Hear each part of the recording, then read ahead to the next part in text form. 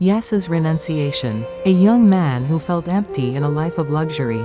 According to the old tradition, after the Buddha gave his first teaching to the 5 monks, the first small sangha began to appear in the world. The 5 monks had once practiced severe hardship with him, and now they became his first disciples. They had heard the teaching of the middle way. They had heard the teaching of the 4 noble truths. They had also heard the deep teaching of non-self. One by one, their minds opened. A quiet community of seekers began around the Buddha in the deer park near Varanasi. But the path of the Buddha was not only for monks who had lived in forests. It was not only for those who had already given up the world. It was also for people who lived in houses, wore fine clothes, heard music every day, and were surrounded by comfort. The Dharma could reach even those whose lives looked perfect from the outside. Today's story is about Yasa. He was a young man who seemed to have everything. He was born into a wealthy family in Varanasi. His father was a rich merchant, and his household was filled with comfort, beauty, and honor. Yasa did not know much poverty. He did not have to worry about food. He did not have to worry about clothes. He did not have to worry about a place to sleep. He had fine garments for different seasons. He had soft beds, pleasant rooms, fragrant oils, and beautiful ornaments. Around him, there were musicians, dancers, servants, friends, and pleasures. People who saw his life may have thought, this young man is truly blessed. Some may have thought, he has nothing to desire. Some may have thought, if anyone in this world is happy, it must be Yasa. But the human heart is not always filled by what the eyes can see. A room may be full of beauty, yet the heart inside it may still feel empty. A person may hear music every night, yet there may still be a silence inside that no song can touch. A person may be praised by others, yet still feel unknown. Yasa lived in this kind of hidden emptiness. On the outside, he was a fortunate young man. On the inside, he felt a quiet burden. He could not easily explain it. He had everything that people usually wanted, yet peace did not stay in his heart. When the music was playing, he could smile. When people gathered around him, he could take part in the joy. When the house was bright with lamps and flowers, he could appear pleased. But when the noise faded, something hollow remained.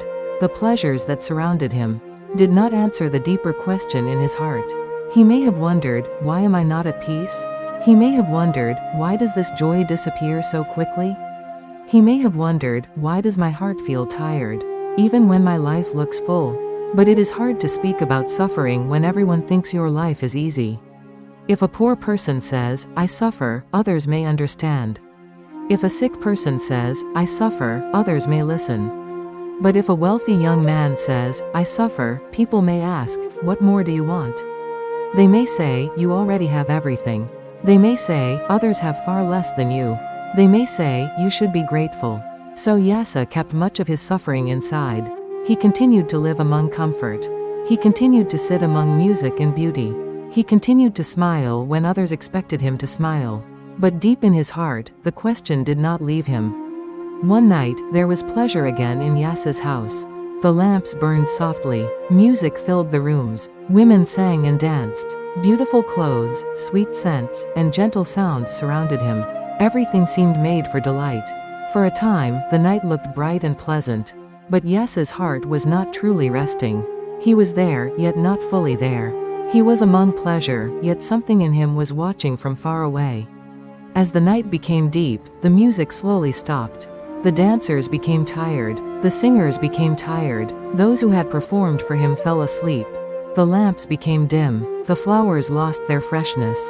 The fragrances grew faint. Yasa woke in the middle of the night and looked around him. The same room that had seemed so beautiful now looked different. People were lying here and there in sleep. Some had their hair loosened. Some had their clothes disordered. Some lay with open mouths. Some looked tired and heavy. A place that had seemed full of charm now seemed like a place of exhaustion. The beauty of the night had faded. The joy had passed. The pleasure had shown another face. At that moment, something in Yasa's heart broke open. He saw what he had not wanted to see before. He saw that sensual pleasure did not last. He saw that beauty changed. He saw that delight became weariness. He saw that the things he had trusted for happiness could not give lasting peace. The room had not really changed. But Yasa's seeing had changed. A few hours earlier, the same place looked like a palace of joy. Now it looked like a place of bondage. He felt deeply disturbed. He felt trapped. He felt that the life around him was not a true refuge. He looked at the sleeping figures and felt as if he was looking at the truth of worldly pleasure itself. It shines for a moment. It fades. It promises rest. It leaves the heart thirsty again. Yasa could not remain there. A cry rose in his heart. This is distress. This is oppression. This is not peace. He put on his sandals and left the house. The streets of Varanasi were quiet. Most people were asleep. The noise of the city had faded into the darkness. Yasa walked through the night, not knowing clearly where he would go. He only knew that he could not go back to the same life in the same way. He was not simply leaving a house. He was leaving an illusion. He was not simply walking away from music and comfort. He was walking away from the belief that these things could save him. He was not yet free, but he had begun to move toward freedom. He was not yet peaceful, but he had begun to turn away from what could not give peace. He walked with a troubled mind. He may have repeated to himself, "This is distress." He may have repeated, "This is oppression." He may have repeated, "Where is freedom from this?" At that time, the Buddha was staying at the deer park in Isapatana. The night was moving toward dawn. The world was quiet. The Buddha, with a mind fully awakened, was walking calmly in the open air. He saw Yasa coming from a distance. He saw not only the young man's body, but also the suffering in his heart. He saw a person who had tasted pleasure and found it empty. He saw a person who had begun to turn away from illusion. He saw a person ready to hear the Dharma. As Yasa came near, the Buddha spoke to him with calm compassion. "Yasa, here there is no distress. Yasa, here there is no oppression. Come, Yasa." These words entered Yasa's heart deeply. He had not explained his pain to the Buddha. He had not told the Buddha about the night, the room, or the emptiness in his heart. Yet the Buddha's words met him exactly where he was. For the first time, Yasa felt that someone truly saw his suffering. He approached the Buddha and sat down respectfully. Before him was not a man of wealth. Before him was not a man covered in jewels. Before him was not a man trying to entertain him or impress him. Before him was the awakened one. The Buddha had no need to appear great, yet there was a greatness in his peace. He had no need to speak loudly, yet his words carried deep strength. He had no palace, yet he was more secure than a king. He had no ornaments, yet he shone with a quiet light. Yasa felt something he had not felt in his own house.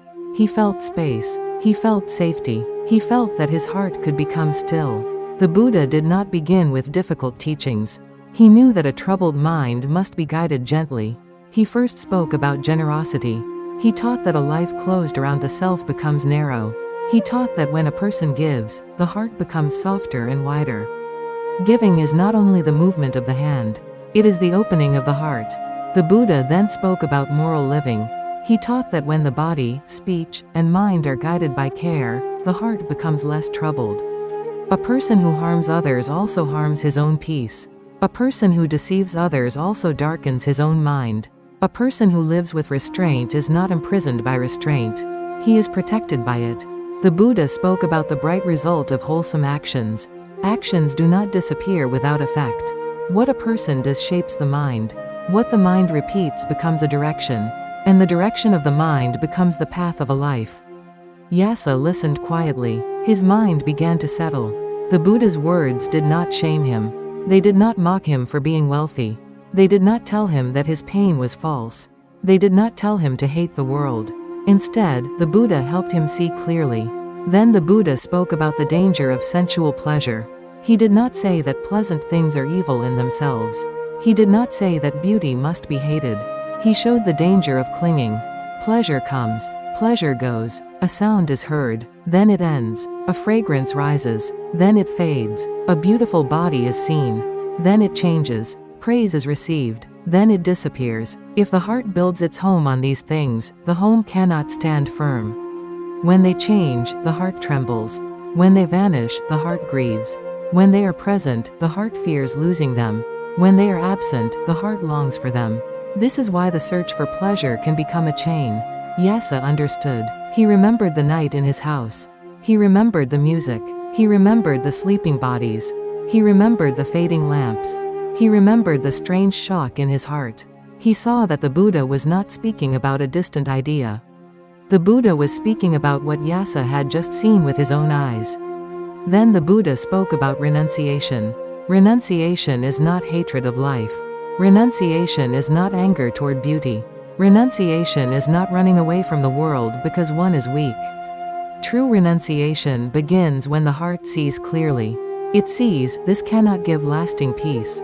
It sees, this is changing. It sees, this is not a safe refuge. And when the heart sees this deeply, it no longer holds so tightly. A closed hand becomes open. A thirsty heart becomes less desperate. A life bound by craving begins to turn toward freedom. Yasa listened as if a heavy cloud inside him was slowly clearing. The Buddha saw that Yasa's mind had become ready. His mind was calm enough, open enough, and bright enough to receive the deeper teaching. Then the Buddha taught him the Four Noble Truths. He taught the truth of suffering. Life touched by clinging is not fully secure. Birth brings change. Youth changes. Health changes. Loved ones change. Possessions change. Pleasures change. The body itself changes. To meet what we dislike is suffering. To be separated from what we love is suffering. To want something and not receive it is suffering. To receive something and fear losing it is also suffering. The Buddha taught the cause of suffering. Suffering does not come without conditions. It arises with craving. It arises with thirst. It arises with the mind that says, let this be mine. It arises with the mind that says, let this stay forever. It arises with the mind that says, let me become this. It arises with the mind that says, let me not lose this. Because of craving, the heart runs again and again. Because of clinging, the heart cannot rest. The Buddha taught the ending of suffering. When craving is understood, it can fade. When clinging is seen clearly, it can be released. When the mind stops making a home in what is unstable, peace becomes possible. This peace is not a pleasure that rises and falls. It is the cooling of the fire. It is the quieting of thirst. It is the freedom of a heart that no longer needs to grasp. The Buddha taught the path leading to the ending of suffering. It is the Noble Eightfold Path. Right view, right intention, right speech, right action, right livelihood, right effort, right mindfulness, right concentration. This path is not only a belief. It is a way of living. It is a training of the whole life.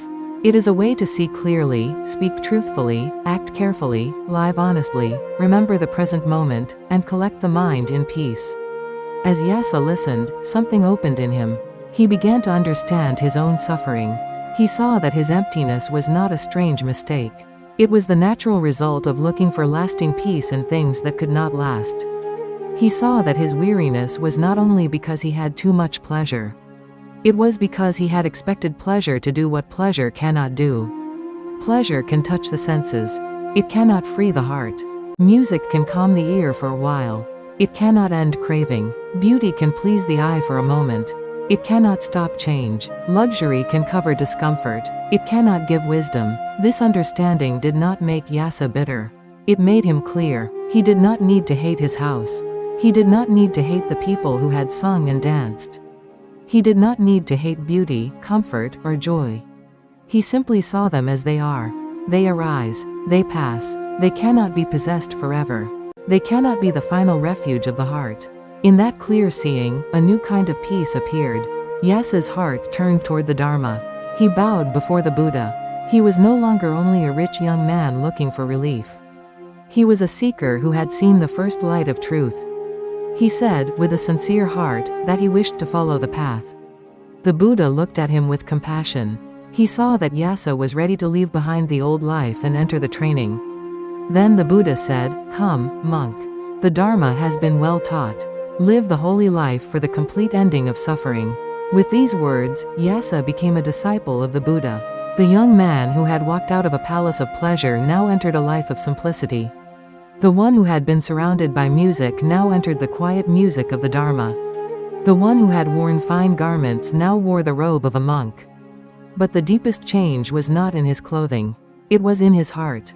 Yasa had not left because he was poor. He had not left because the world had given him nothing. He had left because the world had given him many things, and still his heart had not found peace. His renunciation was not a rejection born from anger. It was a turning born from wisdom. He had seen the limit of pleasure. He had seen the pain of clinging. He had heard the Buddha's teaching. And he had found a path that led beyond the restless search for more. This story is important because it shows that suffering does not belong only to those who lack comfort. A person may suffer in poverty. A person may suffer in sickness. A person may suffer in loneliness. But a person may also suffer in luxury. A person may suffer while others envy him. A person may suffer in a beautiful room filled with music. A person may suffer while wearing fine clothes and hearing kind words. The heart suffers whenever it clings to what cannot last. The heart suffers whenever it asks changing things to give unchanging peace. Yasa's story reminds us to be gentle with hidden suffering. Not all wounds are visible. Not all emptiness can be understood from the outside. Someone may look successful and still feel lost. Someone may smile and still be searching. Someone may have many things and still long for something deeper. The Buddha did not judge Yasa's emptiness. He did not say, "You are rich, so you should not suffer." He did not say, "Your pain is not real." He simply showed him the path. This is the compassion of the Buddha. He meets beings where they are. He sees the suffering beneath the surface. He gives the medicine according to the illness. For Yasa, the medicine began with seeing the emptiness of pleasure. Then it opened into generosity, moral clarity, renunciation, and the Four Noble Truths. The night that first looked like despair became the beginning of awakening. The room that first looked like a prison became the place where Yasa saw the truth of change. The lonely walk before dawn became the path toward the Buddha. Sometimes, our own emptiness may also become a doorway. When the things that once pleased us no longer bring peace, we may feel afraid. When success does not satisfy us, we may feel ashamed. When comfort does not quiet the heart, we may think something is wrong with us. But perhaps the heart is not broken. Perhaps it is beginning to see more deeply. Perhaps it is no longer willing to be fed only by passing pleasure. Perhaps it is quietly asking for truth. The path does not begin only in a forest. It can begin in a palace. It can begin in a crowded room. It can begin after a night of pleasure. It can begin when the music stops. It can begin when a person looks honestly at the heart and says, "This is not enough." Yasa walked out into the night because he could no longer pretend. And because he walked, he met the Buddha. Because he listened, he understood. Because he understood, he let go. And because he let go, a new life began. The story of Yasa's renunciation is not a story of sadness. It is a story of clear seeing. It is a story of a young man who discovered that worldly comfort and true peace are not the same thing. It is a story of emptiness becoming a path. It is a story of a restless heart finding the Dharma before dawn. When the night is deep, dawn may already be near. When the heart feels empty, it may be ready to seek what is real. And when a person finally turns toward truth, even a lonely road in the dark can become the first step toward freedom.